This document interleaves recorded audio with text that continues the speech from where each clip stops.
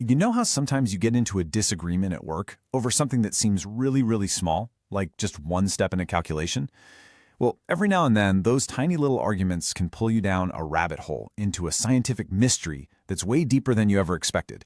And that's exactly what we're going to explore today, starting with a simple question about camera noise that, believe it or not, ends up revealing the secret social lives of the universe's most fundamental particles. So, our story kicks off where a lot of modern stories do, on Reddit. An engineer is trying to build a model for a camera sensor, and they've hit a wall. They and their colleague just cannot agree on a really basic question. When you're simulating light hitting a detector, when exactly do you factor in the randomness, the noise? It sounds like a tiny detail, but depending on the order they do it, they get completely different answers. Okay, let's break down the actual argument.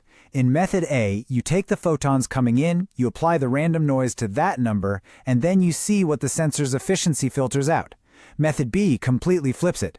First, you figure out how many photons the sensor actually detects based on its efficiency, and then you apply the noise to that much smaller number. So which one is it? Which order of operations is actually right? To figure that out, we have to talk about what this noise even is. It has a name. It's called shot noise.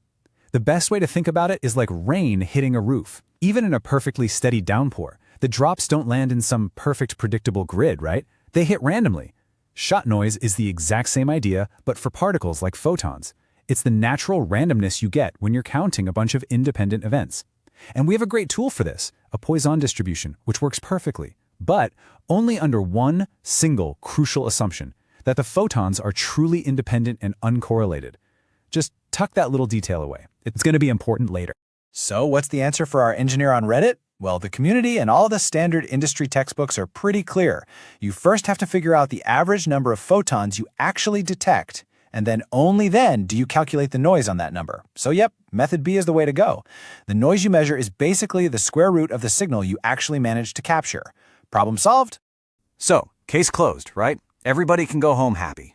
But what about that little assumption I told you to remember? The one about all the particles being independent, uncorrelated, random. What if, on a really fundamental level, that's just not true? This is the exact moment where a simple engineering problem opens a door into the wild world of the quantum realm. You see, it turns out the universe has two completely different types of particles. On one side, you have fermions, like electrons. Think of these guys as deeply antisocial. Thanks to something called the Pauli exclusion principle, they absolutely refuse to be in the same quantum state. They actively avoid each other, which leads to a pattern we call anti-bunching. And on the other side, you've got bosons, like photons. They are the total opposite. They're the social particles. They love being in the same state. They actually prefer to clump together, a behavior we call bunching. And this isn't just a fun fact. This social preference directly changes the noise. The antisocial fermions reduce it, and the social bosons increase it. Okay, I know what you're probably thinking. This sounds incredibly abstract and, well, kinda weird. Social particles. How could you possibly prove something like that? How on earth can you actually see whether little packets of light like to travel in groups? Well, the proof came from this absolutely brilliant experiment back in 1953 by two guys named Hambury Brown and Twiss. What they did was genius in its simplicity. They took a beam of light, they split it using a semi-transparent mirror, and then they just put a detector on each of the two paths. And they asked a very simple question.